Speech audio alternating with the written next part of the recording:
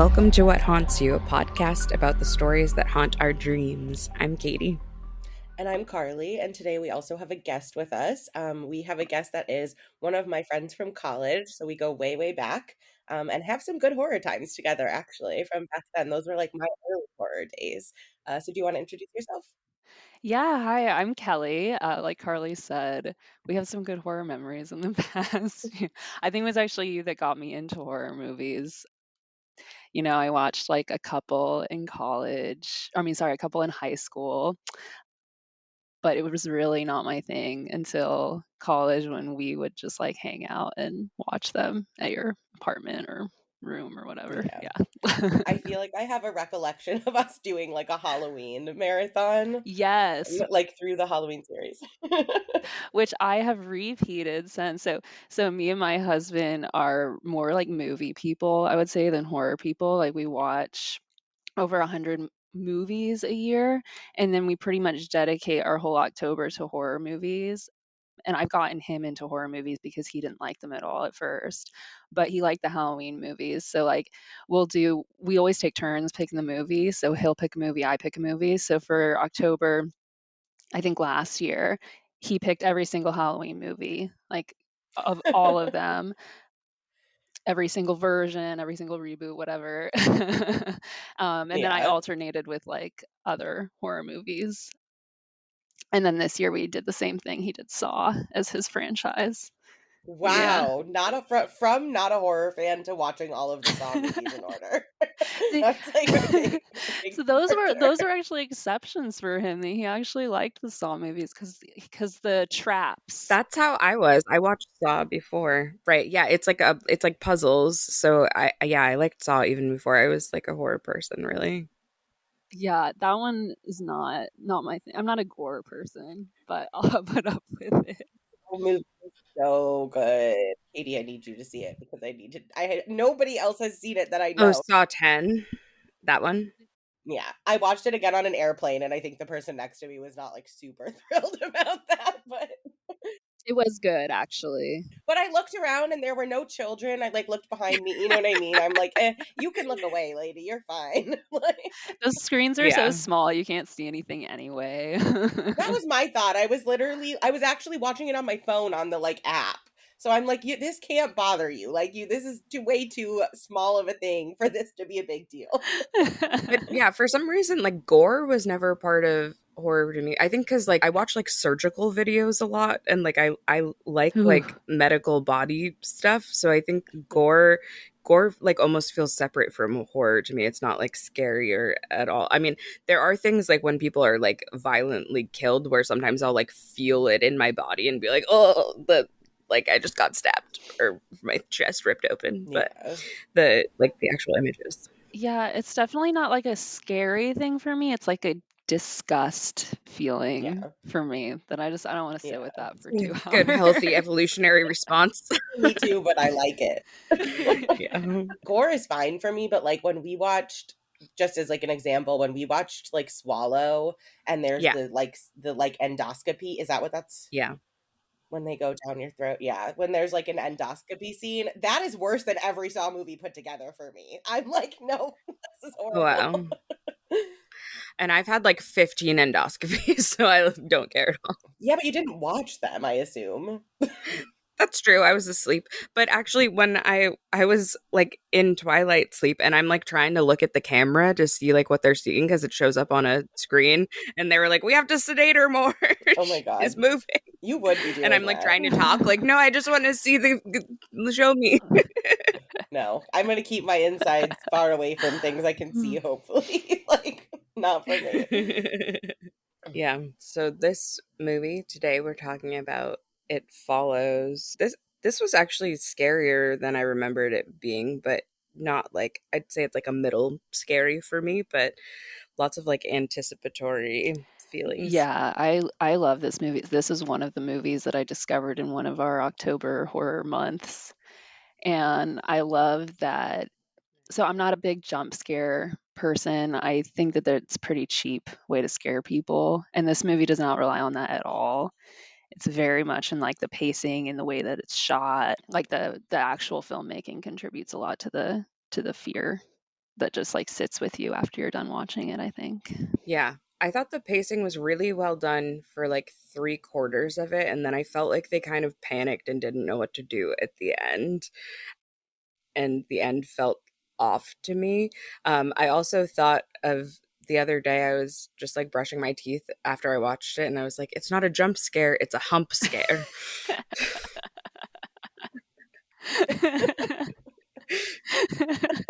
Nice. Nice. I love it. Yeah, I felt like I that's funny because I felt like it wasn't as scary as I remembered it being, but I also didn't do the thing that I have very often like said to Katie of like you need to set the scene in which you're watching a movie, and I was just like not able to do that. So I'm also not that used to I haven't been watching movies. I've been watching these stupid fucking work trainings like so much. And so I'm kind of out of the flow of like sitting down and just watching something without like getting kind of scattered, and so I think that took away from the scares for me a little bit, which I did to myself, so I guess that's not a fair. Yeah, for sure.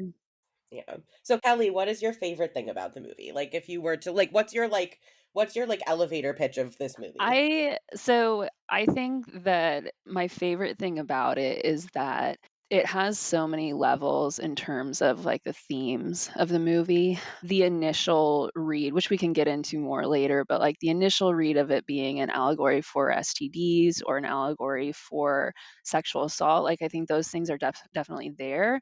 But I think on a deeper level, it's about the fear of death, the fear of growing old, the fear of losing your innocence, like all of those things that are so universal and so much more broad than those like initial readings, I think play really, really well. And it gives it a lot of rewatchability for me because I keep noticing new things and like new themes and how these things are presented throughout the movie. And then my second favorite part is just the filmmaking itself. I think that they are so smart with the way that they use the camera, all of these 360-degree panning shots, the placing the camera right in the sphere of action where you're never like behind someone's shoulder able to see like everything that's going on. You're either like looking at the monster with the person who's afraid behind you, or you're looking at the person who's afraid with the monster behind you. And so it kind of places you right in the middle of the action in a way that's very scary. Yeah, I like that too. Yeah, that makes a lot of sense. I noticed this time so much more than I remember noticing before. I think this was my second watch, maybe third, but there's like it's kind of like a world of teenagers. There's like very few adult presences Mhm. at all. Yes. Yeah. There's an implication that the mom is like an alcoholic Yeah. who's like not, yeah. But I also think that something that this movie does really well is like it's doing like show don't tell of small town teenage life Mhm. Yeah. in a way that rang very true to me. Like I was just like, okay, I see what's happening here. Like these people have known each other since they were barely even walking, and they've never really been anywhere else. Like even when she starts seeing the guy, right? And the one of the friends is like, "Oh, who's she going on a date with?" And they're like, "Someone new." And even that is just like this little nod to like they're kind of stuck here with all the people they've been stuck here with forever. Yeah. And I think that they did a good job of capturing that feeling without like too much explaining, without too much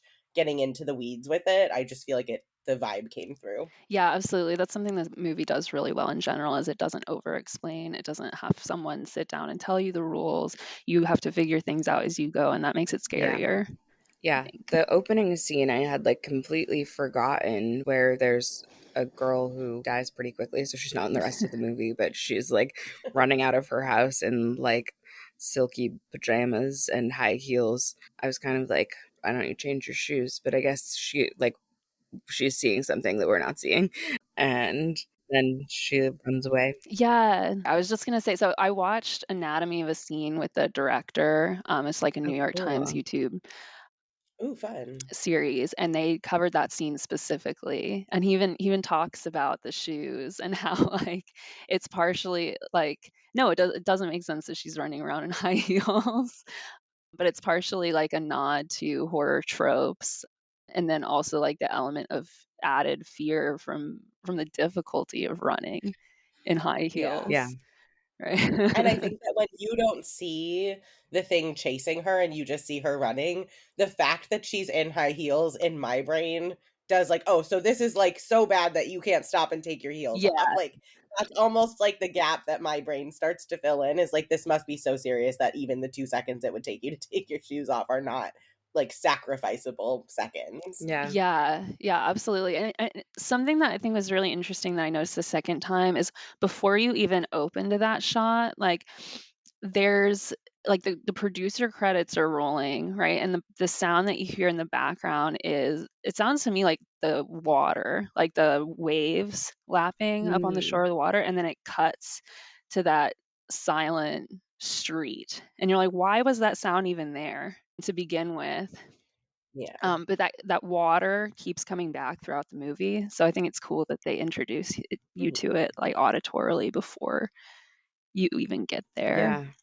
Yeah, the sound and the music were really good throughout. Yeah. Yeah, absolutely. And then the first scene is like a really good intro to the filmmaking style, right? Because it starts with like a 360 sort of pan around of this neighborhood that's very objective, and you're kind of like looking for something in the background that nothing's there.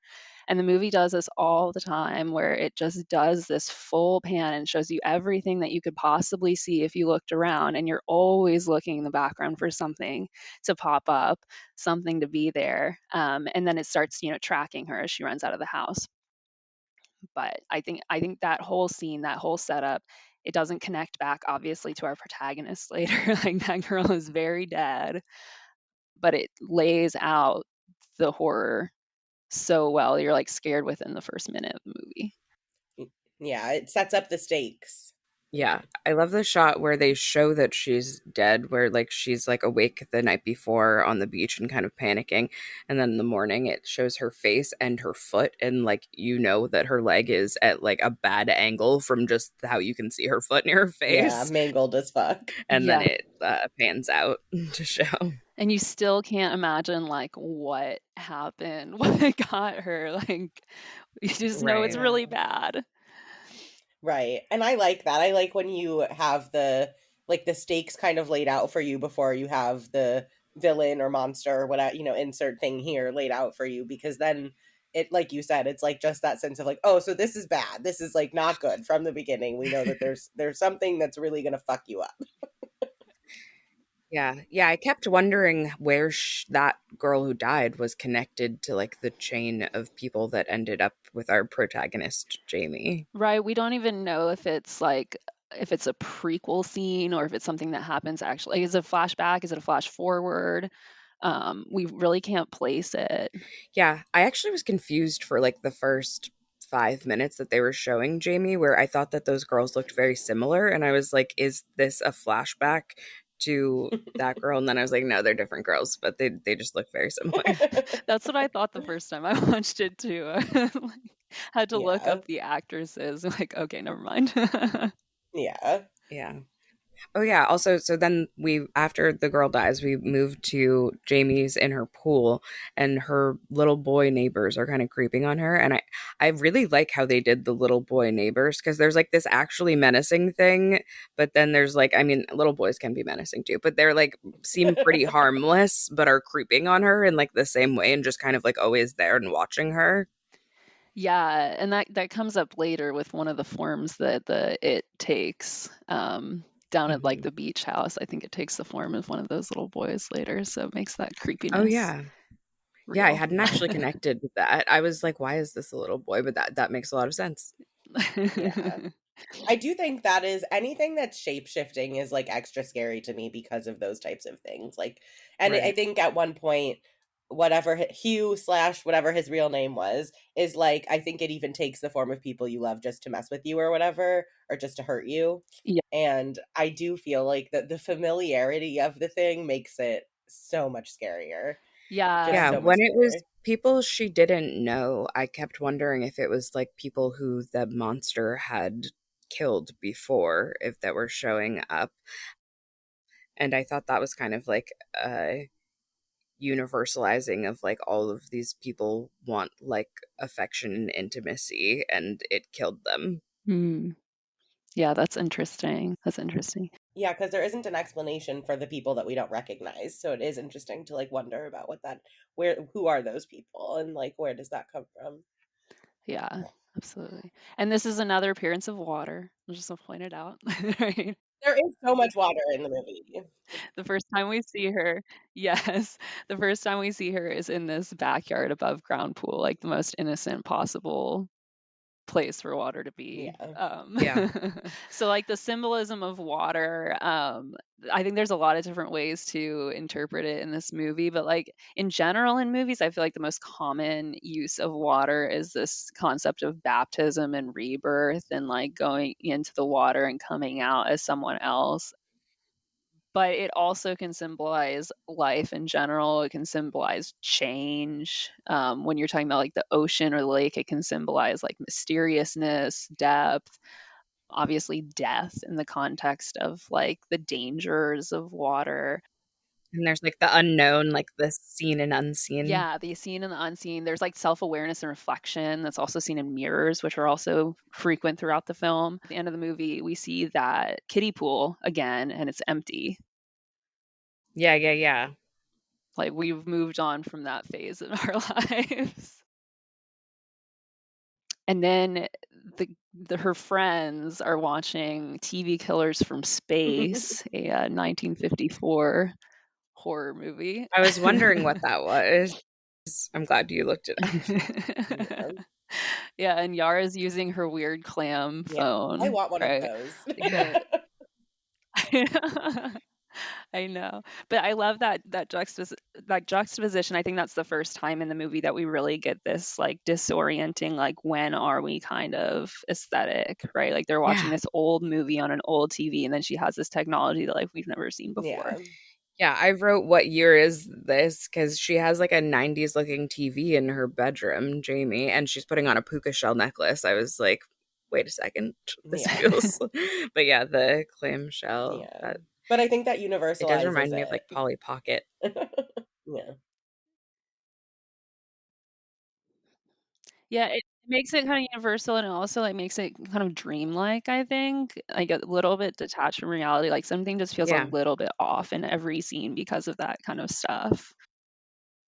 And it definitely follows dream logic a little bit throughout the whole movie of just things are almost normal, but there's something happening that just like totally disrupts that. But it's not it's like it's almost a movie grounded in reality. Yeah. Almost. Yeah. Yeah. Yeah, But that's a good not. way to put it. Also, like her friends seem to be her sister's friends, and she doesn't seem to have like, I mean, it makes sense that she's close with her sister's friends, but they seem to like, she doesn't have There's like a any of her own conversation that individual happens friends between Yeah. her that we and see. I Yeah. don't remember who, where it's like implied essentially that all of her friends have like gone on to college and she has not been able to do that. I think probably for financial reasons that are not like gotten all the way into, but like with the mom like not being really Mm, around and whatever. But I think that's some of it is that like Yeah. she is still in this small town that everyone has moved on from. And so that, but actually, while we're talking about these friends really quickly though, how old are these sisters supposed to be? Because there's some things that I had some questions about. Okay. I hope that that guy was 18. That's what I'm gonna say. I'm gonna like say that I hope the guy friend was 18. I had questions and concerns. I don't know. I think they're all supposed to be right around like 17 to 19 kind of Mhm. range. I think they're all like supposed to be like within a year or two of each other in age at least. But yeah. one, one, one thing I wanted to point out here that I looked up too, because the book that she's always reading on the clam phone, it's The Idiot, which like a big theme of that book is mortality. Yeah, I did notice that about all of the quotes, and I was really like I really enjoyed the way that they brought those quotes in to kind of pad the themes. As everybody who's ever met me knows, I'm obsessed with Stephen King, and this is like a very big like Stephen Kingism that he will kind of he will set the stage with quotes, sometimes from songs, sometimes from other books, from poetry, whatever. But it's just like here's the vibe. I'm gonna hand you the Mhm. vibe so that you know, and I really like that. Yeah, yeah. It's a Dostoevsky novel, and it explores like a bunch of different characters that are basically like navigating death and mortality. Like one of them is like condemned to death and like has to like process that. And the character that is condemned to death, he talks about it as I guess he has an illness that he talks about as a death sentence, and he th- conceives of the idea of suicide as like the only way left to him to assert his will in the Mm. face of nature's death sentence. So anyway, so like there's a bunch of different characters, but I think it's really interesting. Like, so to me, like the biggest theme of this is death. Like it is death. We can continue to get into that more, but the fact that they're incorporating this book off the bat, I think calls that out a little bit. Yeah. Yeah, it's so interesting also that she has Dostoevsky in her little clam thing, like this really deep and gruesome Little clam folk. book inside of like this really Yeah, like feminine yeah. cutesy thing. Yeah. Well, I think it's interesting too that there's the theme of death throughout because I think sex and death are pretty inextricably linked together. When we take the fun of sex out of the conversation, sex is, right, like procreation. Sex is about like extending yourself beyond your own mortality, right? And like lasting.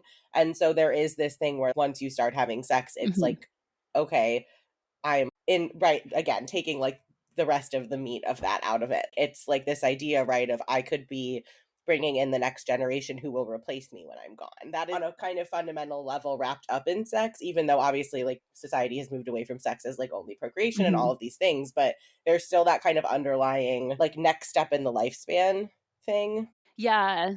And I think like the time in our lives when we have sex for the first time and the time that we realize like death is a thing to be afraid of, that's happening a lot around the same time, right? At the age that they're at, it's a big part of coming of age is both having sex and coming to terms with the fact that you're going to die. And Mm. it takes some time Yeah. to come to terms with it, but I don't think we even are really aware of it as children. Whereas like as we start to become adults, we're like, oh shit. So then after that scene, right, Jay goes up to her room to get ready. She's wearing a pink dress. She wears pink all the time in this movie, Hmm. like constantly, sometimes mixed with white, sometimes not.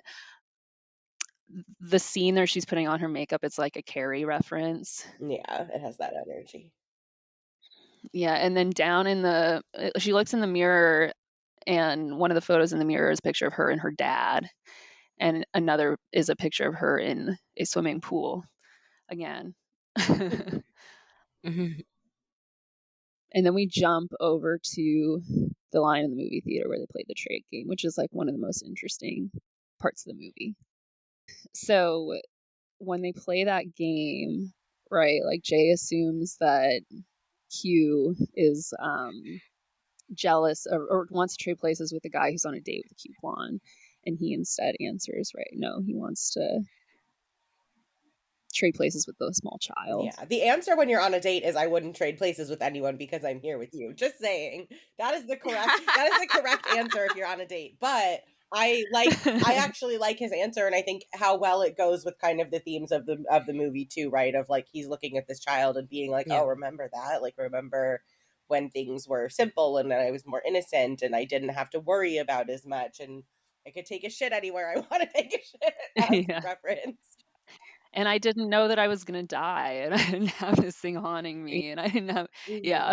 Yeah, because that's also the scene where he says, right, like having your whole life ahead of you, and she's like, "Well, you're only 21, like you're not old," and he kind of like shrugs it off a little bit, but obviously later you find out that he has this thing going on, and he does have this kind of death sentence like hanging over his head. Yeah, Yeah. Yeah. yeah. The theater, fun fact, the theater where this is filmed is the historic Redford Theater in Detroit, which is where The Evil Dead premiered in 1981. Awesome, Oh. awesome. I love that. I love that. And then obviously, when it's Jay's turn, Mm. Hugh guesses the girl in the yellow dress, and she can't see the girl in the yellow dress. Yeah. And So, then he's like, we got to get out of here. yeah. Yeah. It is interesting because I think that a lot of the people that we see when it like transfers over to Jay don't seem very inconspicuous, right? Like they don't seem like you could really mistake them for something. At least once they're once they're close enough that you can see their faces. And I think that part scares me because it makes me wonder like can they blend in a lot more than they have been? You know what I mean? Like can it be more inconspicuous because he's Yeah. pointing at that like it's regular. You know what I mean? And like I wouldn't necessarily point at like most of the other like incarnations of this thing as something that I would not be alarmed by immediately. So that's kind of scary too. Yeah, that's true. It's interesting actually that it's a girl in a yellow dress apparently Mm. because it almost always wears white and almost always wear or if not white like flesh tones. So it's kind of weird that the I just thought of that that it's Yeah. very Yeah, I yellow. think the girl who looked pretty young who shows up in Jamie's kitchen is the only one who wasn't who she was wearing like a denim skirt and sneakers. I think she might have been the only one who was wearing shoes at all, actually. Hmm. I Yeah, think that that's part makes of what made sense. me think that it was people who the monster had killed because they were mostly shoeless and in various states of undress. Hmm. Yeah, I think it also like it has this effect of evoking like especially when it's older people, but evoking this like death robe almost look like or like you're like in a hospital Mhm. gown kind of vibe.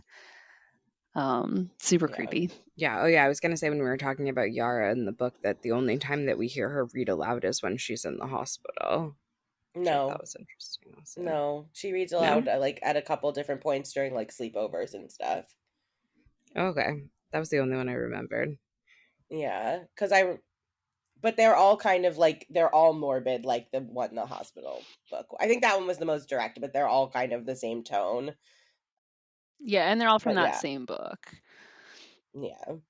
So when they leave, right? They head over to a restaurant to eat, and we get Yeah. like another one of those super creepy shots where it's like a wide shot and it slowly zooms in on Jay, but like in the background, you can like you're always searching the background in this, and you start to see someone sort of like walking towards them, and you're like, is that it or is it not it? You don't really know the rules yet, but like on rewatch, you're Mhm. like, you notice this person walking in the background, and like anyone walking slowly towards the camera, oof. Yeah. Yeah. And then they go off and bang it out. And I have to say, I think it's interesting and I think it's important that they have this like very explicitly consensual interaction that she initiates. I think that is like kind of important to the movie that like they're like in this area, right? And they're like laying around and she's kind of the one starting everything and she's on top when they have sex and she's like she has some amount of control over the situation which I think is like important with the rest of it. And I think that there's tones of sexual assault in the movie, but there's also tones of like just consequences to making adult Hmm. decisions. Hmm. And like and sometimes like the only question relevant to sex is not is it consensual? That's an important question, right? It's like necessary but not sufficient, right? Is like what actually comes after this. Yeah, it sounded like they had gone out before also. This wasn't the first time because the friend group had asked her if they had had sex yet. I don't remember this, but I wrote down that they were sitting by the water before they went to have car They sex. were. Yes, they were. They were. And in between their dinner date and when they're actually like walking through the woods and go to the water, there's like a I think it's a flashback, right, where Jay is talking with her sister about their date. So and that's when she asks if they've had sex yet. And we get another 360-degree pan again.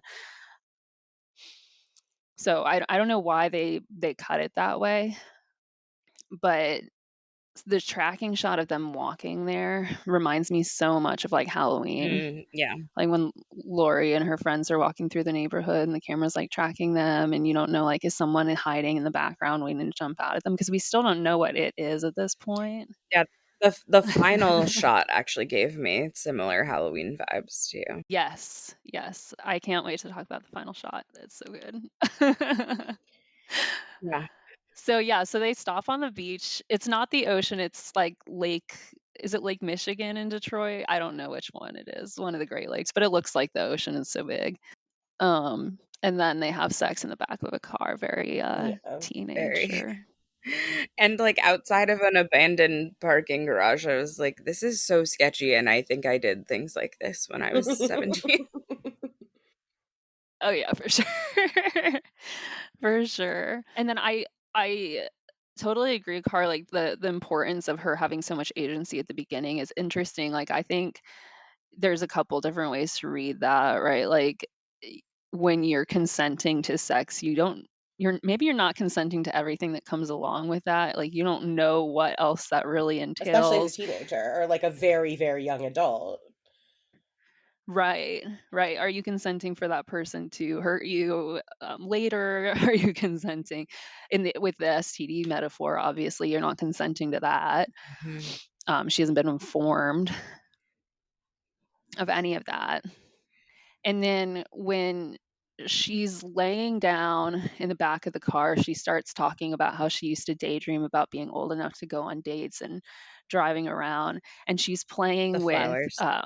some dying white daisies. Yeah, which daisies normally symbolize innocence and purity. And they're like literally dying in this shot when he comes up behind her, and we get what very much feels like sexual Mhm. assault, right? He, I guess, chloroforms her.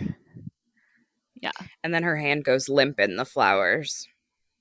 I like Yeah, that shot. that's which is such Yeah. a good shot. You have the like very pale hand over the dark ground, and the flowers are like the only little pockets of like something that's like light colored on the ground. It's just like such a the contrast is great.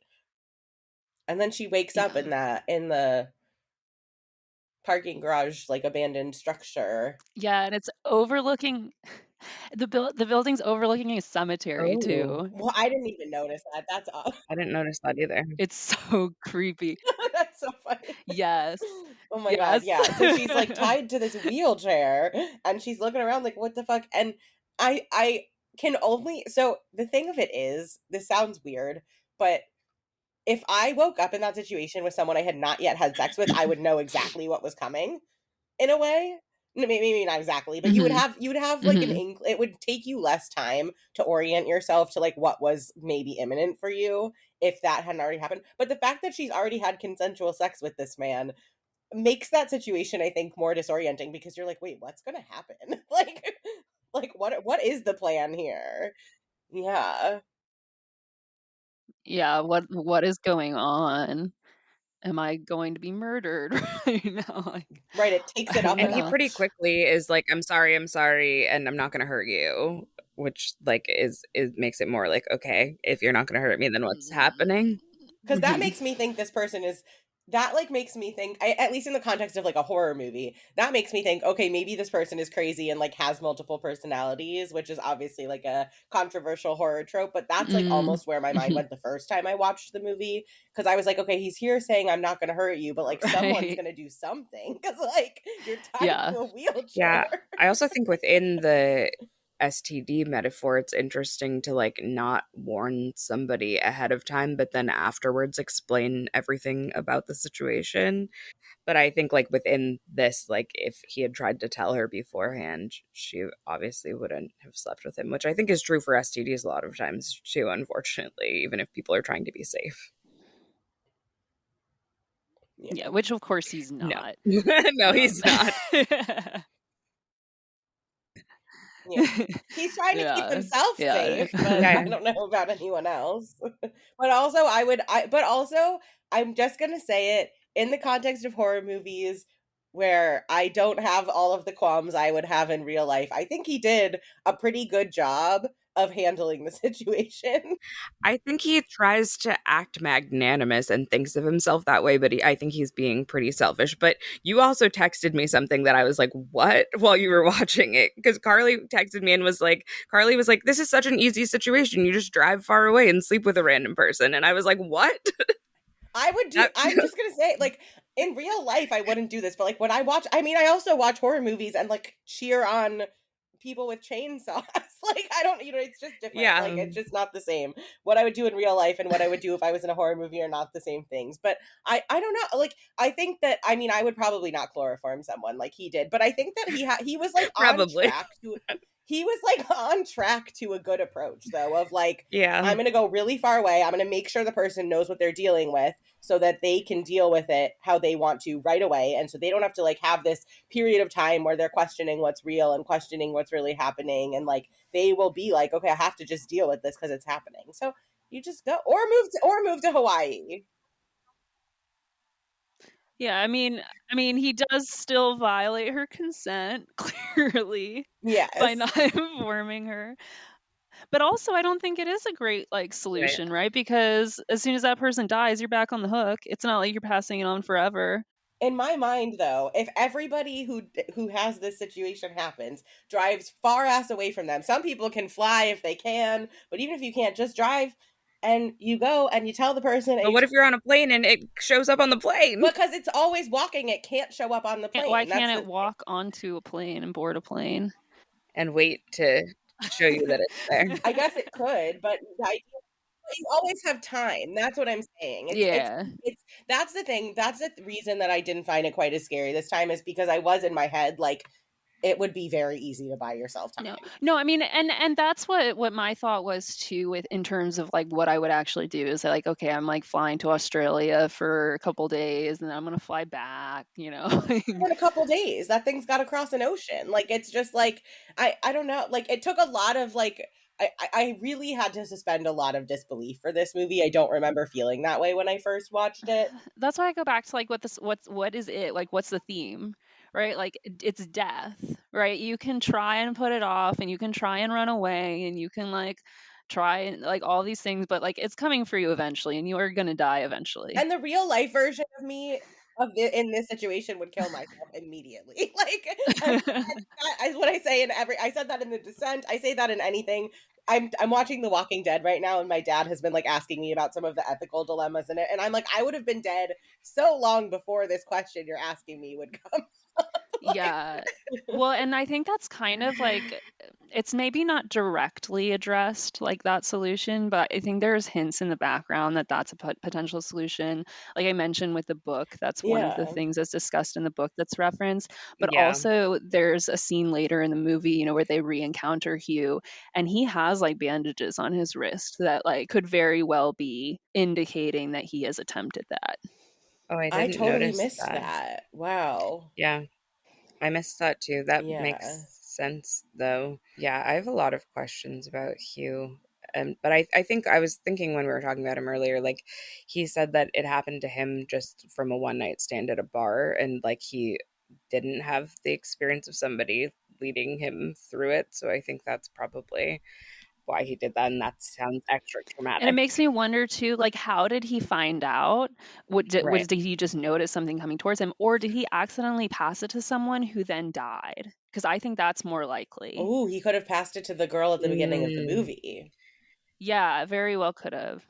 yeah, that makes sense, especially since he knows that it will come Yeah, back for Yeah, he him. knows a lot of the lore. yeah, like he could have found out what happened.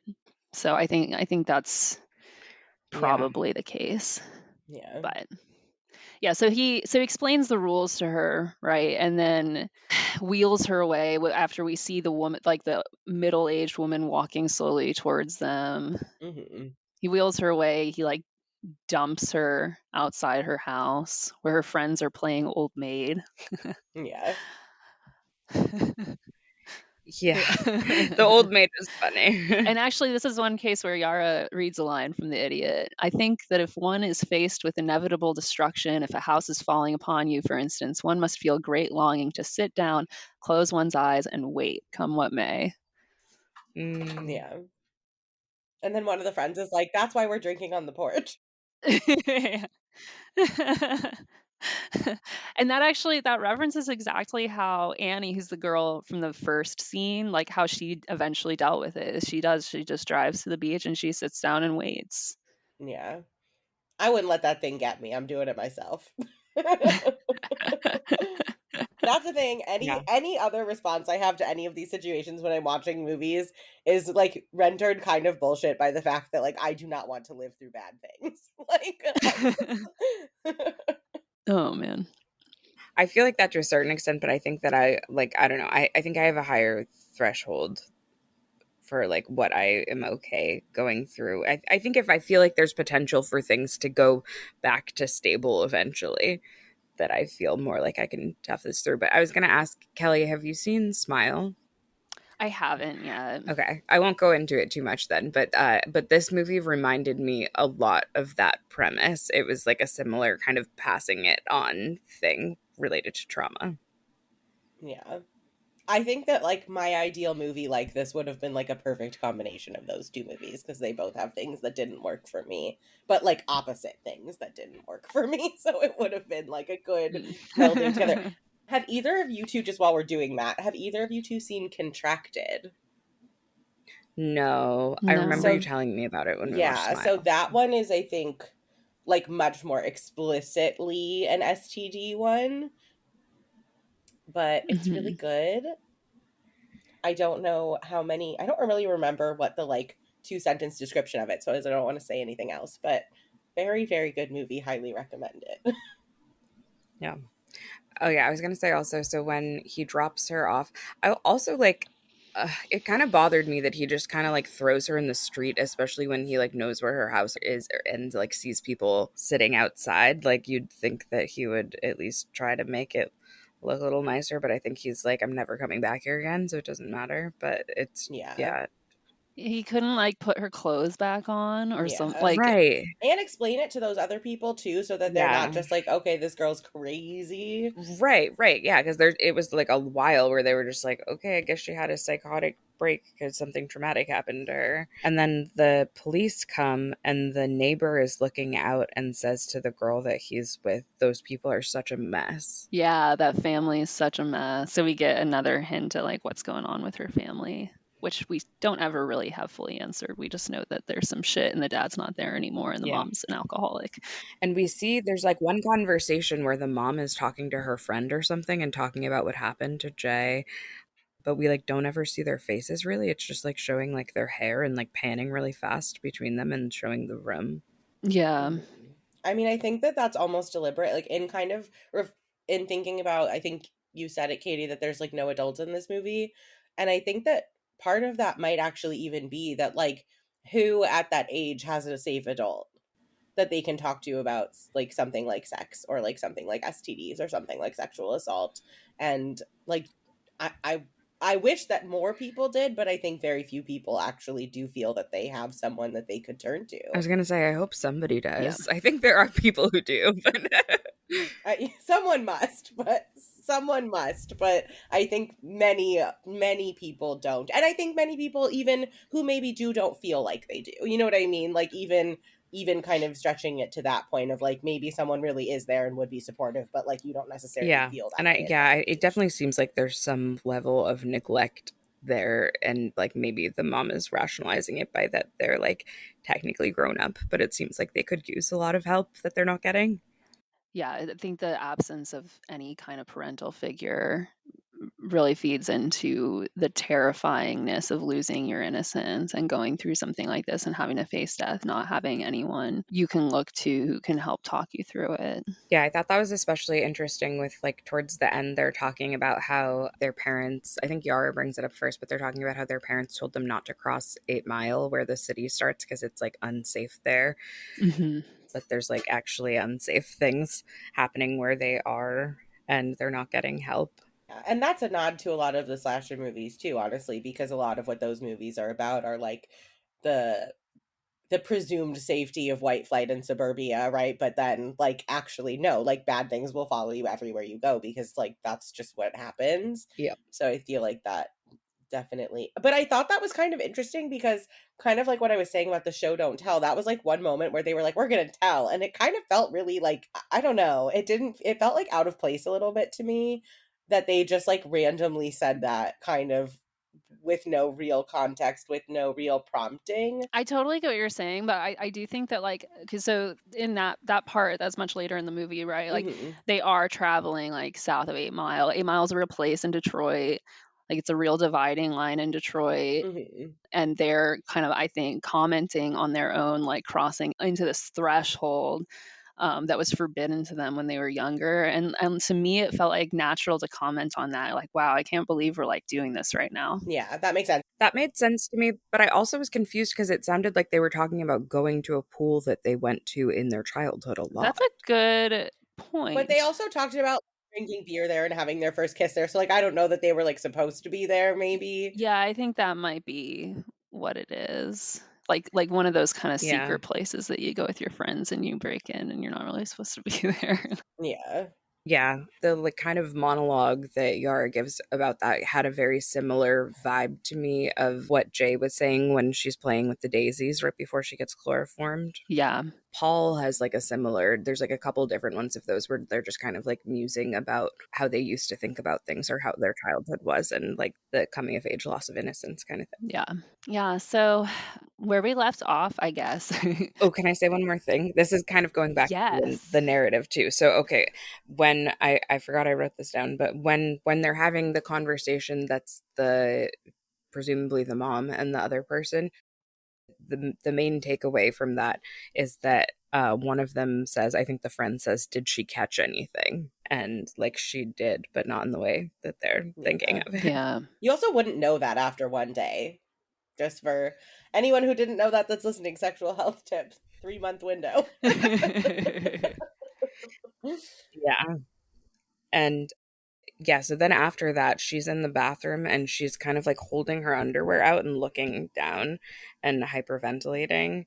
And then a ball or something, I think it's a ball, hits her window. Yeah, it's like a kickball. Yeah, it's one of the kids like hiding on the roof, right, watching her. Yeah, so Yeah. she's like being violated again. Yeah. Yeah, that was super creepy. Yeah, he was like fully crouched on the roof. Like that's just like a next level creepy thing. Hmm. Yeah, but to back up for just a second too, I think it's interesting. So in the background, when Jay and Greg's moms are talking in the kitchen about how Hugh like created a fake name to rent a house in the city and the cops can't find him and all that shit, that cuts to a group of family photos. So I like paused that when I rewatched it and looked at it. So we have most of them are like Kelly and Jay.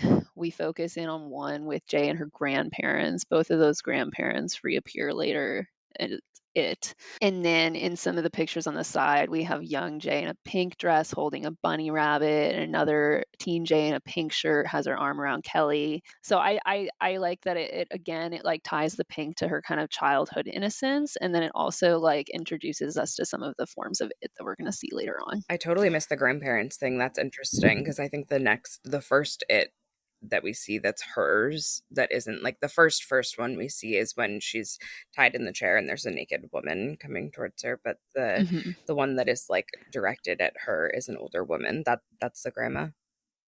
Yeah, that's the grandma, and then the man on top of the roof is the grandfather. Oh wow. That's really interesting. I also was wondering, I guess this just came into my head, but there's some pictures of her dad there, which makes me think maybe that he died because I feel like if there was some kind of parental estrangement, it's less likely that they would have kept pictures of the dad up. Yeah, that's what I thought as well. That was my interpretation. I've read other interpretations that, like, he did something to her, but I don't think that jives with having the pictures up in her room and all that stuff too. Right.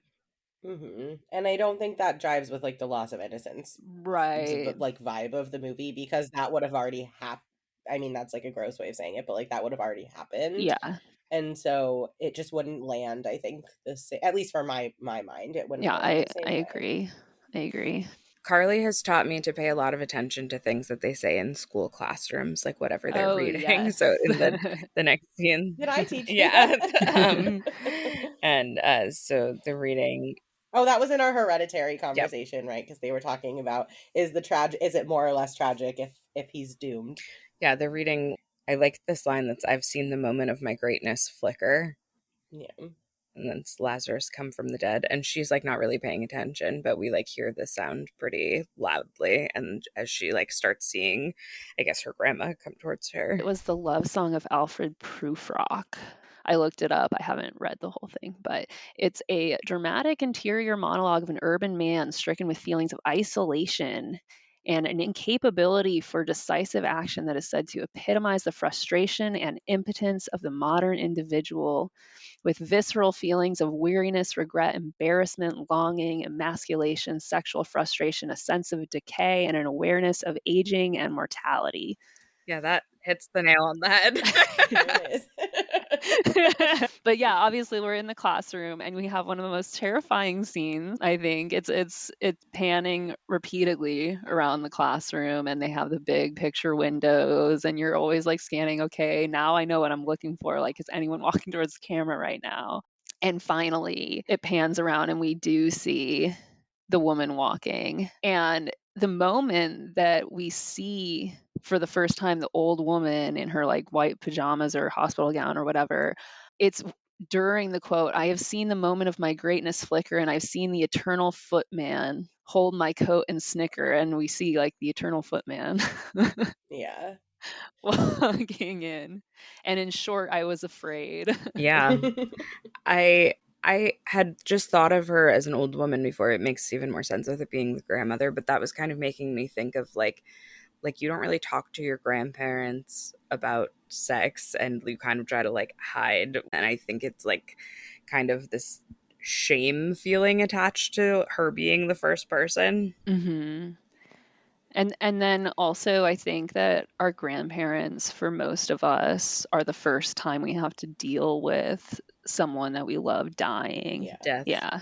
And that also makes sense with with like Yeah. the Lazarus kind of theme too of like here's her grandma who probably is dead, right? Like I that's how I'm reading Mhm. it at least. Yeah. And like here Mhm. she is walking towards her and just like that kind of risen from the dead. That's like a like very surface level of the Lazarus story, but just that like risen from the dead, like I'm looking at you, I shouldn't be looking at you feeling. That's also like an Yeah. interesting show don't tell thing where like I wouldn't have connected that and you figured it out from like pausing it where like or I guess like if you saw it many times you might figure it out, but it's interesting that she didn't go home and say like I saw grandma. Yeah. But I think that she knows that that would have like further made people think that she wasn't serious Yeah. or that she was not in her right mind. Yeah, absolutely. I think there's also a protective element of like protecting her younger sister too, because there is another scene, and I can't remember if it's the scene where it's taking the form of one of the friends or if it's the dad. Like, I don't remember which moment this is, but there's a scene where, like, what do you see? And she's like, I don't want to say. Yeah, that's with the dad. And I think it's because she doesn't necessarily like she's not she does it's like she's sharing some of this with them to like have the support, but is kind of almost like wary of oversharing and like kind of scarring them in this way, so like not letting them all the way into the experience. Yeah, I imagine not as a therapist, but you can elaborate on this as since you are one, right? But the way that a lot of people deal with trauma and b the way that a lot of people like respond to people dealing with trauma, like the second guessing and the judgment and the Hmm. not understanding, and then the person who's dealing with Yeah. the trauma wanting to communicate it but not having the tools to because people can't understand what they're going through, and like you said, Hmm. wanting to protect them from going through or even secondhand Yeah. experiencing that trauma. Yeah. Yeah, and I think that like it's really common for us as humans to convince ourselves that we are like allowing ourselves to be held and supported when we're really not, right? And we keep people kind of like sitting at the edge of the trauma, like with their like for let's go back to the water, like with their feet in the water, right? And what we Mhm. don't often do is like let someone get in the water with us and like sit in it and like really break down and like really like I mean, I don't even kind of like think about like something like suicidality, how like you might know somebody who like has chronic suicidality, but like you don't know what that really is like in their head most of the time, Mhm. even if you know it's there. Mhm. And like it's only like if you really like are kind of willing to let someone be kind of hurt by your pain, which I think can be looked like is often looked at as like a really negative thing in our society, but I think is like not actually. I mean, get consent, whatever, but like I think that when you let someone all the way in. that's like where they can support you more. Because think about how much worse this situation is that she's watching people she loves try to kill her. And like that part is totally glossed over for outsiders. I actually don't think they even know that. Yeah. Mm. Yeah. Yeah, I don't think she ever says that it's anyone she knows. And it seems like well, I guess it's Yara briefly, but then changes. But I think most of the time when she's with other people, it seems less likely to be people that she knows. Yeah, or at least it's not going to be those people. So she flees, obviously, and she heads straight to the ice cream shop and has which has a pink ice cream cone. She has chocolate vanilla swirl ice cream with rainbow sprinkles, which is like the peak go-to kid ice cream. Um, Mhm. so it's funny, like to cope, I think, with this confrontation with death, with it, like she retreats back into this child self and does like the most childish thing possible and eats her child comfort food.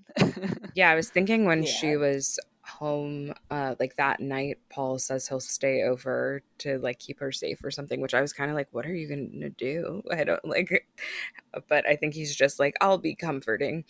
But when she like comes to sleep on the couch with him, she's like kind of bundled up and kind of using like a little kid voice. Yeah. Yeah. This is the first intro, I think, probably is in that scene when they cut. So we cut back to the house at night. All right. The synth track here reminds me a lot of Halloween again. And we get shots of like, again, like Halloween, we get shots of the house, we get a shot of the open back gate, we get a shot of the pool. So we're constantly like, okay, where is it? Where is it? Where's Mike Myers hiding behind the sheets? Like, Yeah, that scene was really scary to me the whole time. I was like that's one of the times where I felt like the most anticipation and just like the going at the top of the elevator, not elevator, yeah. roller coaster feeling. Um and oh yeah, and then Paul is watching I think another old horror movie and Yes. the line that stuck out to me was a girl or a monster. Isn't that what all horror is? The movie is The Giant Claw, which is from 1957. And then Jay's mom is passed out on the bed with an empty wine bottle in the dresser. And she has her shoes Yeah. on. Yes. Kelly's fast asleep. Yara is reading again on the floor, and Jay comes downstairs and joins Paul on the couch. And this is where they talk about how he used to spend the night when they were kids and how they were each other's first kiss. And then he kissed her sister. Classic dumb boy Yeah. shit. They talk about remembering when they found like dirty magazines, and then the glass shatters, interrupting Yeah. them. So obviously Paul says there's a broken window in the kitchen, but no one's there, and gets Kelly to call the police. And then we see it in the kitchen. Yeah, when Jay was walking into the kitchen after that, that was like that's probably the scariest moment of the Yeah, movie you're for like, me. oh, I know it's there. I know it's there. That's like the closest thing to a jump scare I think that we get Yeah. in the whole movie, probably. Because you have that feeling like the jump scare is coming. And that's what really is scary about the jump scare. It's not like the Yeah. jump itself, it's like when you know it's coming.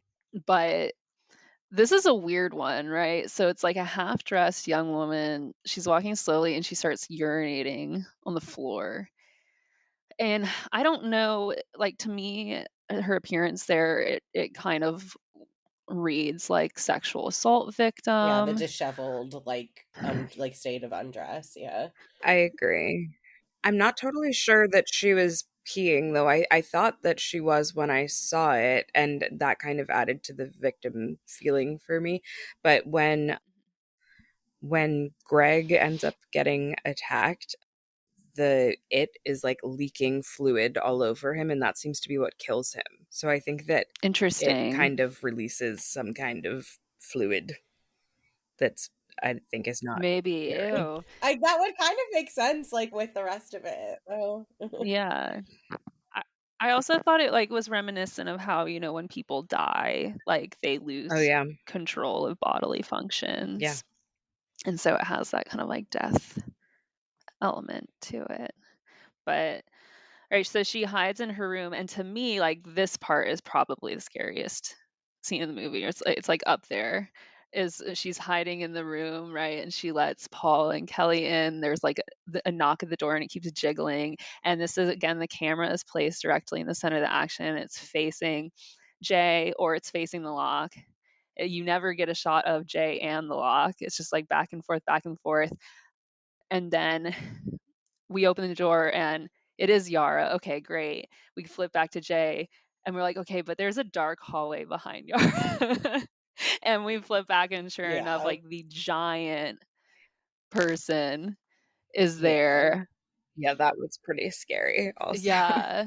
And so this is a fun fact. So that's Mike Lanier, Oh, I know who who is he a is. Yeah. 7'7" Detroit resident. Oh, He's one half of the world's Yeah. tallest twins, and he oh designs wow. engines Yeah. for General Motors. But there you I think that part was go. scary. I think the size of the dude is like really scary too. But I also will say, Yeah. like, there was a part of me in that scene where again I was like, this is a really easy solve and you're running up to your room. Like, I'm just kind of like, I'm a little taken out of it. So it's like sometimes I don't care and sometimes I'm really, it really does kind of take me out of it. And in that moment I was like, you literally did the worst decision possible in this situation.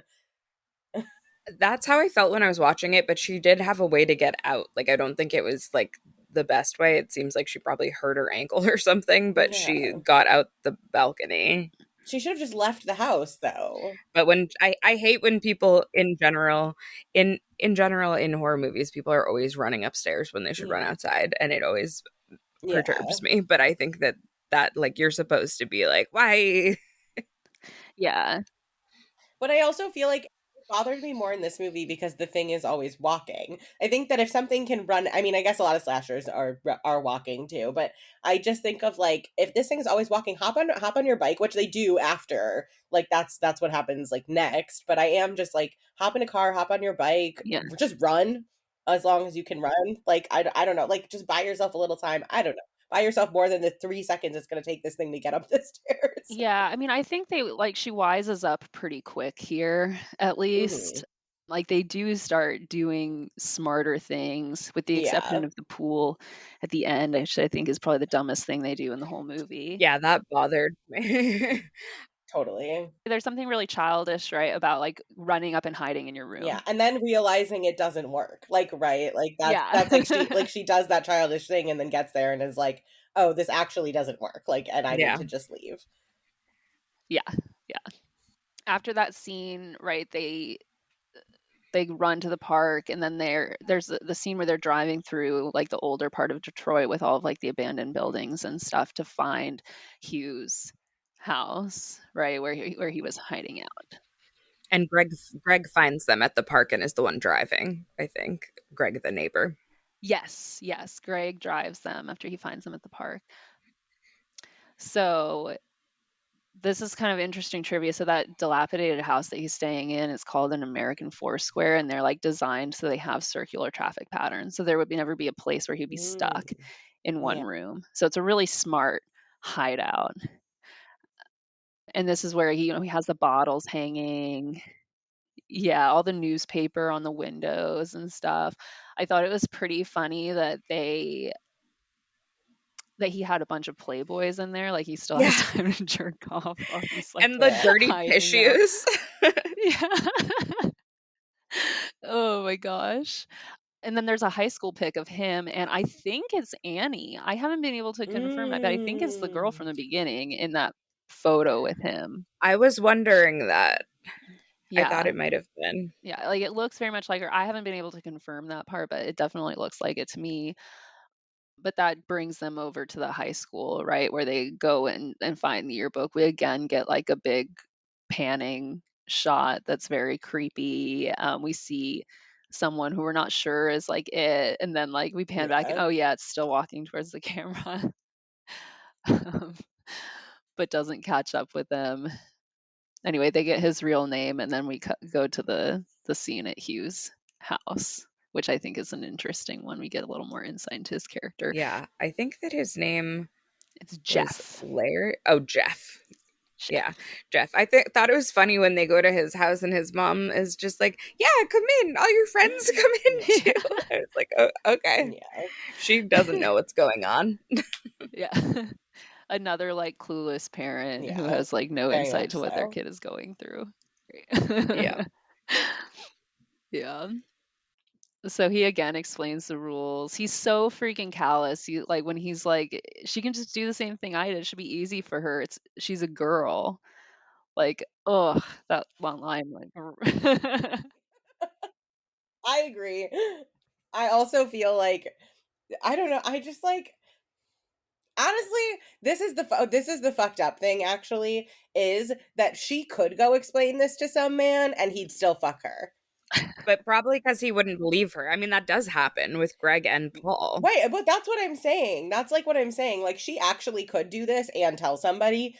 They wouldn't believe her and they would take advantage of her thinking that she was vulnerable and crazy. So like well, that's exactly what happens when she fucks Greg. That's like exactly Yeah. what happens, right? right. And so I'm like right. So I'm like, why did you do this with your neighbor instead of someone far away? Because honestly, the man who would sleep with her after telling her that would kind of deserve it because he would be, in his mind, taking advantage of someone who is really mentally unwell. So I stand by my I guess that's my, fair enough. my solution. Like if you tell someone because right? Because that's the thing. And I think that's and at least in my mind, kind of underlying what he said, it should be easy that because she's a girl. A woman is not sleeping with a man who's telling her this story. Period. A man is going to sleep with a woman who's offering. Y- You know what I mean? Like, and isn't he's going to tell himself some story about why it's actually okay? And so I don't know. I kind of feel like I agree with Jeff. I don't like his tactics, but once this situation has gone in the way that it goes in this movie, I do feel like she could have done that. I think you're probably right, Kelly. Also, that like I think that maybe Annie was his girlfriend, or at least they were friends, and he probably slept with her and she died, and then it came back for him, and he's like trying to avoid that happening again. And he said, like, I don't even think we should be in the same place. Yeah, yeah. So it's very like isolating this curse, like not like the other people who are suffering from it, like you shouldn't be around them. Yeah. So obviously he's extremely on edge in that whole scene.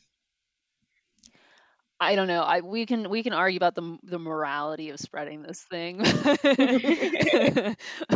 I like her. I like what she does by the end, but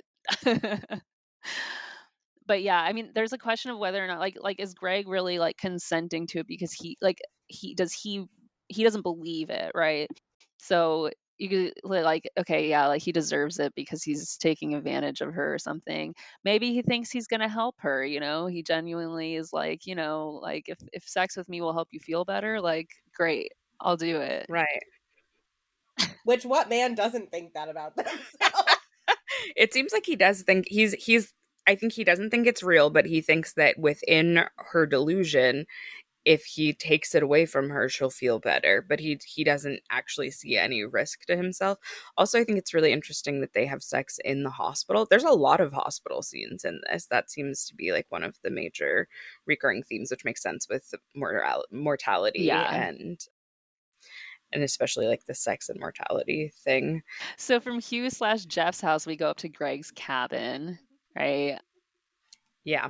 So he mentions that his mom won't even know, and his dad used to take him hunting up there a couple times a year, which implies that his dad is also gone, which I thought was kind of ironic since the other mom was like, "Oh, their family's such a mess." Like, I don't know what's going on with their family either. The scene where they're driving down the road, I think, is a Night of the Living Dead reference. Very similar scene in that movie. Driving down the road and having this like feeling of like claustrophobic dread. Yeah. So they get to the lake house, they're putting up cans on the window and everything, and then Greg teaches Jay to shoot a gun. So he's whether he believes it or not, he's at least trying to help her feel better. Right? And then we get the scene on the beach where it takes the form of Yara, which is so creepy. Yeah. Yeah.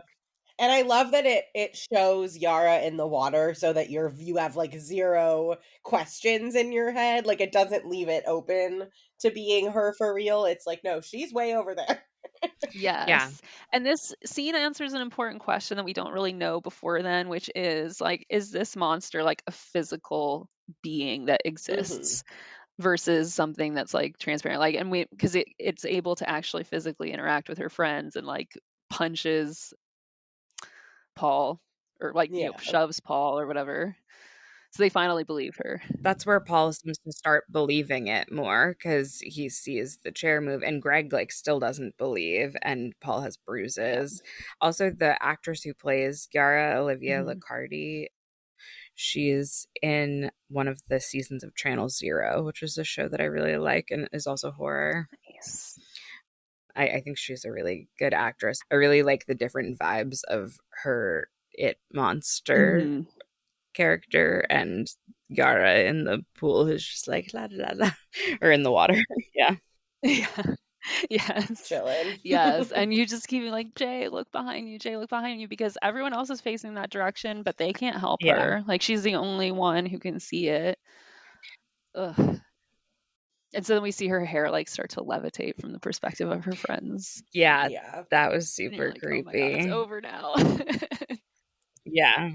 Well, and that's also scary because that is like also where you find out that this thing doesn't just want to kill you quickly, it Yeah. wants to fuck with Yeah. you. You know what I mean? Right. Like it's like because she could have just died. Like that could have been it. It could have just killed her and it would have been over. Right. And instead it's like, let me just like tug on your hair a little and see Yeah. what Yeah. happens. Yeah. Then they run and hide in the shed, and I I think Greg is like the one who's left out, and Ray grabs the gun and tries to shoot it, which it does fall down. It seems to be like semi affected by bullets, but like it seems like it heals Yeah. pretty quickly. But she's like not even really paying attention and like almost shoots Greg, and Yeah. he's like, ah, what's happening? Yeah. And he obviously can't see it. So he's like, okay, she's shooting at me or the air? Like, what's happening? Yeah. Yeah. And then we see the giant, which starts like banging on the door and like breaks open a part of the door. And then it becomes like the neighborhood kid to like climb through the door. Ugh. Yeah. Yeah. So Creepy, creepy. creepy. And Jay runs for it. Yeah, it's interesting because Hugh Jeff had said like don't ever be in a space that doesn't have two exits, and she like they show a lot of scenes where she seems like she's in a space that only has one exit, where like it builds all this tension and then she like suddenly has another way out. Yes, that was one there too where I was like, is she seriously hiding in here right now? But then like the side door Yeah. opens. Yeah. And then she tries to leave without them, and she ends up getting in a car accident and then is back in the hospital again. All the times that she was in the hospital, I was like, oh my God, it's definitely going to get her here. But it, like, I don't think we even see it in the hospital ever. I don't think we do, but definitely when you're like sitting there, you're like, oh my gosh, she is really cornered Hmm. now. Like, Yeah. hopefully that hospital is just far away enough that she can get out Yeah, of some there. hospitals are massive. Maybe it just like doesn't know how to navigate to her. Navigate. Yeah. Yeah. And of course, that's where Jay and Greg have sex, which is like a really uncomfortable sex scene. It's super mechanical. Jay's like looking up away from him, Yeah. like off to the side, like she's not even really there. I don't know. And then afterwards, it cuts to her alone, like staring at the ceiling. And it's like, I was wondering what was going through her head at that point. Is she feeling like guilty? Is she feeling used? Is she the person doing the using or the person being used? It sounded like they had said that they had some sort of relationship or had had sex before. Yeah. And Yeah, she tells Paul that they had sex in high school and that was why it was no big deal. And she also, when Paul is like, "Why did you choose Greg?" She's like, "I thought he would be okay." yeah, yeah. Right, because then we immediately cut to like the lunchroom where Greg has like three girls hanging out around Hmm. him, and then it's like, okay, well, he doesn't even believe it. Like, how many people is he gonna pass it to and just not even tell them because he doesn't believe it? Like, ugh.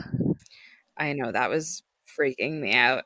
Also, after the car accident is when Jay then has a broken arm and has a cast for the rest of Mhm. the movie.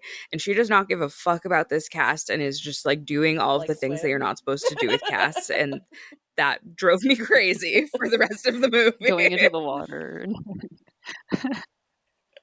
Yeah.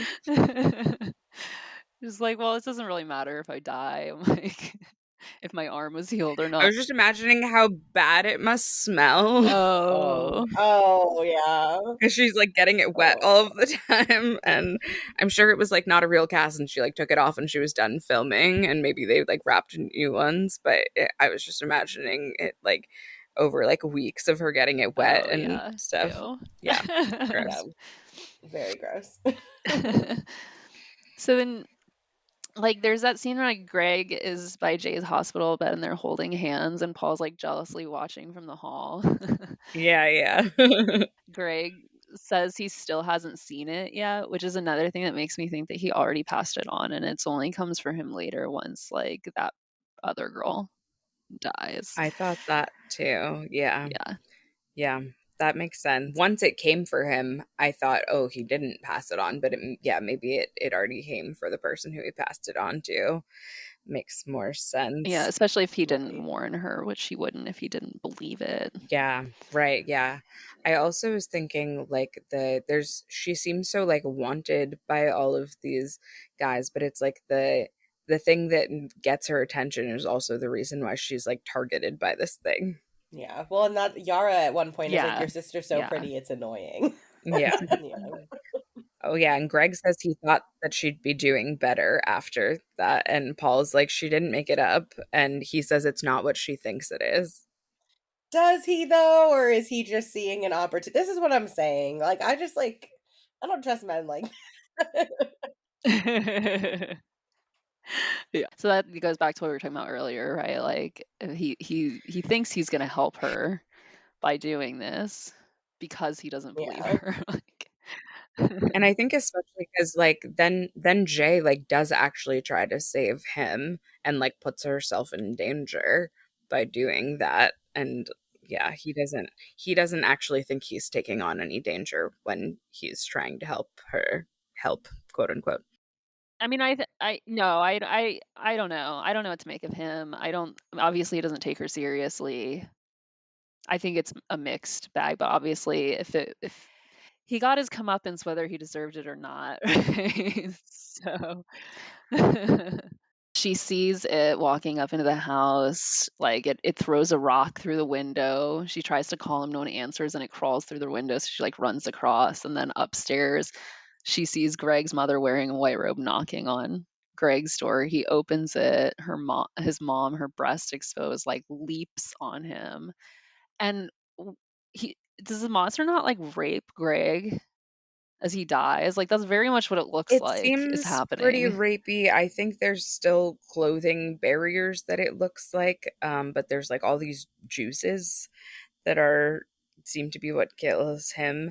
And mm, yeah, I mean, I think it's definitely a form of sexual assault. It's not clear to me if it looked like there was clothing, but yeah, what a horrible way to die. Not the last thing you want to see before you die, right? Right, right, especially it being his mom. This is why I would just kill myself. Yeah. Yeah, and this is the first time we see how the monster kills someone, right? Because earlier we just saw the aftermath. So yeah, ugh. Super super creepy. Obviously, Jay runs again, drives back to the lake, falls asleep on her car hood, wakes up, and she like it's I daytime. was kind of like, why are you sleeping here and not in the car? But I guess it's easier to run if you're out, but it seems also like easier for it to just get you without you noticing if you're asleep out there. Well, and if you're in the car, you don't need to run. You can just when you see it, it's not that fast. Like it's if you Yeah. see it 10 feet away, turn your car on and drive away. And then she hears Yeah. music through the trees and she goes through and there's the lake again and there's some guys on the boat and she starts undressing. It seems like she went and slept with one or more of the guys on the boat. Yeah. So I think I thought that like when I originally watched it, like I thought that that was what was going to happen in that scene. that she was going to have sex with him, like walks into the water and she drives back home soaking wet. But on rewatch, I think maybe that's where she decides that she's not going to pass it on. Like she thinks Ah. about it and she decides, okay, like I can't live with like more death from me like Mm, passing this on, so I have to figure out some other way to deal with it. that makes sense because it does come after her again pretty Yeah. quickly. Yeah. And she drives back home. So I forgot to point this out earlier, but like earlier in the scene, like right after what happens with Hugh slash Jeff in her room, there's this plate with like bread and like a pickle on it or something like that in her bedroom. And in this next scene, when she comes back, Jay, Kelly, and Yara are all sleeping together in the bedroom. We see the same plate of food and juice that we saw from that earlier scene, and the bread is like totally moldy. The pickle's dried out. It's the only Oh. indication we have of any time passing. It also kind of hints that she has some kind of like eating disorder going on. I don't know if it's temporary from this trauma or if it's like a recurring thing that she was already dealing with. Yeah. Yeah, I But hadn't noticed that. I did feel yeah. like the timeline was Yeah. unclear a lot of the times, which added to like the dreamy feeling. But yeah, that's interesting that there was that measure of time passing. Mhm. It's like all we really get. And so then she has this conversation with Paul there where he offers to do it, to pass it on, or like that she can pass it on. She says no. And then he keeps trying to like kind of convince her and tell her it's okay, whatever, they move on. And then we head towards the pool scene, right? We already talked about the conversation about 8 Mile. They come into this like abandoned school with a pool in the basement. Yeah, it was interesting. The pool seemed to be in good condition, even though the rest of the Yeah. building It really is wasn't. strange. Yeah. Yeah. It was like lit up interior and like it was, yeah, like the water was clean. She sits and she kind of like twirls her fingers in the water in a way that reminded me of the beginning flower scene as Oh, well. yeah, for sure. I think the, like, actual approach Mhm. getting into the pool is super disorienting, right? Like, going through all those hallways and all those tracking Hmm. shots, like, it reminded me of The Shining a little bit in terms of like, you just have no concept really of, like, where this thing Yeah. is. And like, do these hallways even fit together? Yeah, Yeah. right? Yeah. Right. And then they set up all this electrical equipment. The whole time that they were talking about this plan, I was like, this is a terrible plan. What are you Well, and they doing? put the stuff like like this made me so mad because they put the stuff like 1 inch from the edge, which was not Right. necessary really for their plan No. to like make it so easy for there to be an accident. I don't know. I was like, this is how you kill people by mistake. Yeah, it was very precarious. And there's like thunder and lightning outside. And I was like, she's not going to be electrocuted by the lightning, but she is going to be electrocuted by her own plans. Yeah, Yeah. incredibly stupid plan. So it's not surprising that it doesn't work, right? This is one of the only scenes where Jay doesn't wear pink, weirdly enough. She's wearing a black swimsuit in this part. Like she's taking control. Yeah. No more innocence. Yara's eating a Twizzler and Reese. I don't know why she's like constantly eating in this movie. It's in juxtaposition to Jay like not eating anything ever. Yeah. But anyway, so Jay announces it just walked in the room. We don't see it. And Kelly asks what she sees, and she doesn't want to tell her, like we were talking about, like trying to protect her. And it's her dad. And then it starts walking around. Yes, yes. It starts walking around the pool and starts throwing electronics at her in the pool. Like they were warned too, right? It is not stupid. Yeah. It is intelligent. They should have known that this is not going to work, right? Hugh actually warns them about that in the earlier scene, or maybe the very Yeah. beginning even. Yeah. He's like, it's slow, but it's not stupid. Yeah. Yeah. Yeah. She also doesn't really seem to be getting electrocuted, but I think maybe it rips out of the cord at the time, it seems like, but she's hit by a couple Hmm. of the Yes. items. Yes. I kind of wonder how long ago her dad died because I it sort of seems like this also could be seen as like the journey of her accepting that her dad's dead and like that way of like her coming to terms with mortality and like her own mortality through her dad dying. Oh, I really like that. we finally see her dad again in white pajamas throwing the TV at her. They at some point they throw a sheet over it, which is again another Yeah. Halloween reference. This director Yeah. loves Halloween. You can tell it's just like all Yeah. over the place. And Paul shoots it in the head and it falls in the pool, and then we get that scary shot where it's like trying to pull her leg down into the pool. And they finally, like, they just shoot it repeatedly, I guess, until she can break free, and she has like a handprint on her leg from where it grabbed Hmm. her, and she climbs out of the pool, and we just see like this pool Yeah. full of blood, and like it's unclear what happened to it at that point. I was wondering that too, because like the gun didn't seem to hurt it before, but something about the sheet or being in the water, I don't know. And then I thought it was a really scary scene when they ask like, "Is it gone or was it hit? What happened?" And she like crawls very slowly towards the edge of the pool. I was expecting her to be dragged Yeah. back in again, but then we just see all the blood. Yeah, it's really creepy. For a second, you're like, okay, well, maybe they beat it. I don't know. Right. It seems like possible, right? And then the next scene is Jay and Paul having sex on the couch. She's on top, so it's much more like that first sex scene where she's like reclaimed agency. She's actually interested in having sex with him. We don't know how much time has passed here. Like, was this like, okay, like the pool thing didn't work, so fine, like let's deal with this together? Or is this like we've formed a relationship because of everything that we've gone through and we're having sex later on? Like, I don't know. I think it's kind of ambiguous. Yeah. I think it's probably some combination of them. Yeah. Yeah. Paul still seems to think that there was some potential risk. It seems like he's thinking about trying to pass it on to a sex worker, which I also was like, you're a dick. But he seems like the quintessential like guy who thinks he's a good guy, but is like kind of a Yeah. dick. Yeah. That's why I don't have that many qualms about the passing it on, because like all of the men are just trying to fuck her. Like that's like literally all that's at like yes, like I think he's concerned about her safety, but he's also trying to get his dick wet. Like I don't know. Like it doesn't feel right, I and like it doesn't really feel I guess I have a hard time not looking at the situation and being like, yeah, I bet you do want to help her. Like I just think though I don't know. I think he genuinely cares about her though.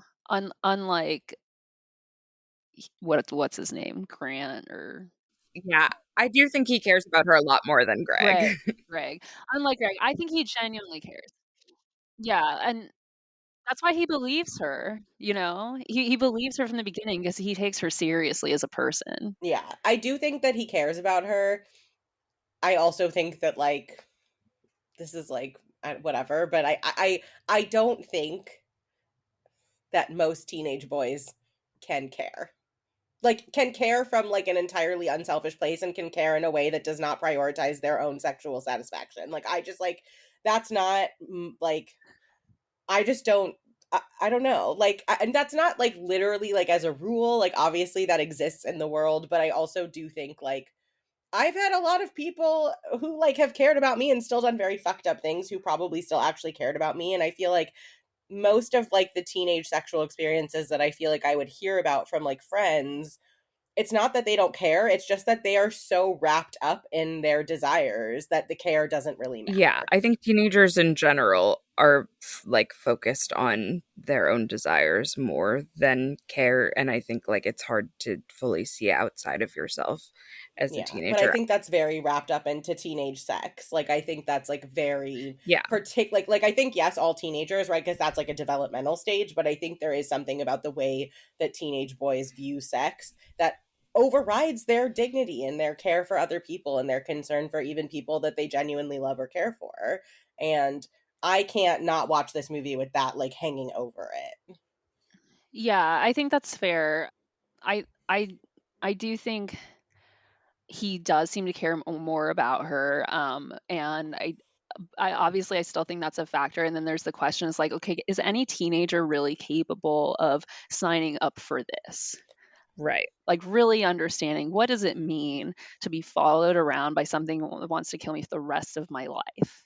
Well, and I think that's the question of like arguably the movie is like, are teenagers mature enough to be having sex? Like I which like isn't anyone's place to say, right? But I do think that is like one of the conversations that the movie is having, right? Is like is the maturity there?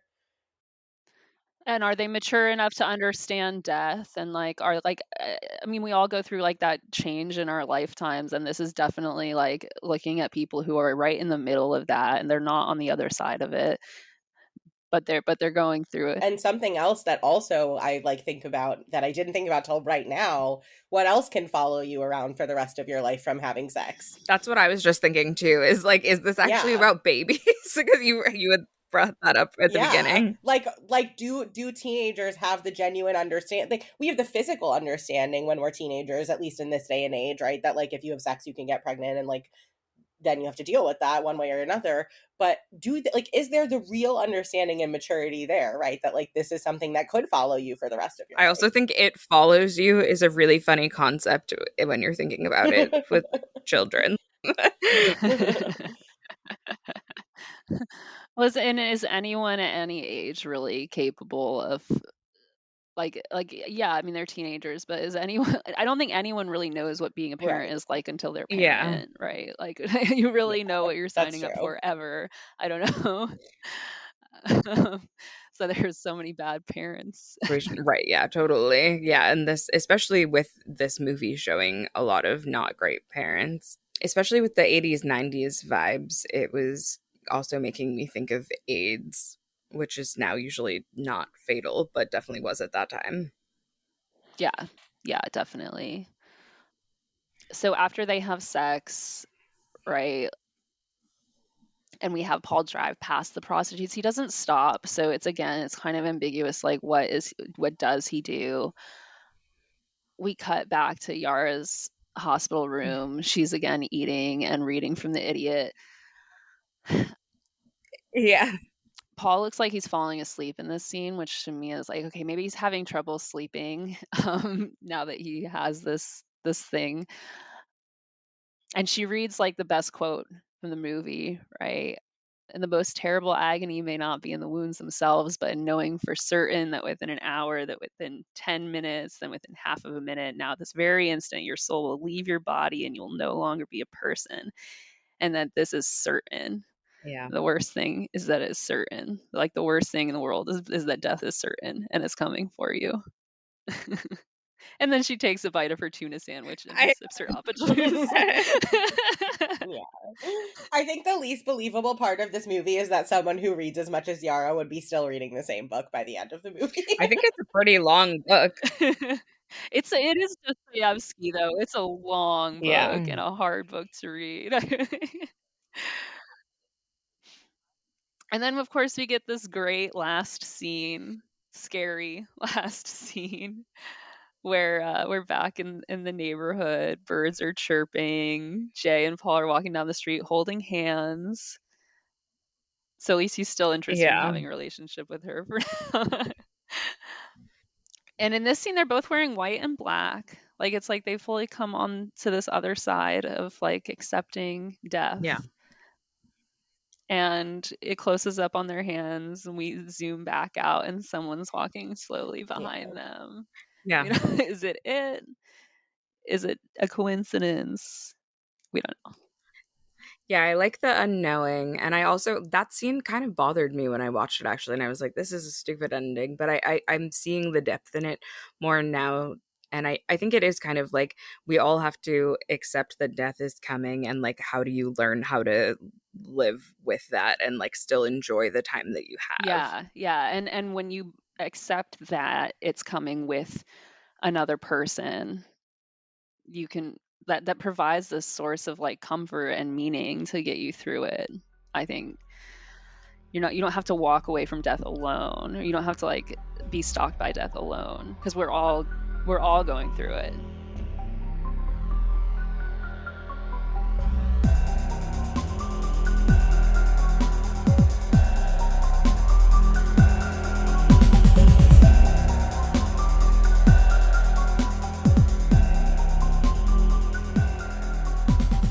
Oh, one last trivia fun fact. Jay J is short for Jamie, which is a reference to Jamie Lee Curtis. And also, Jamie Lee Curtis has a sister named Kelly, Oh my God, I love just that. like the movie. Wow, wow, wow. There you Love go. Yeah. Awesome. Final trivia. Thanks for having me. This was super fun. Yeah, this was very fun. Yeah. Thanks for joining us. You were a fantastic guest. Thank you.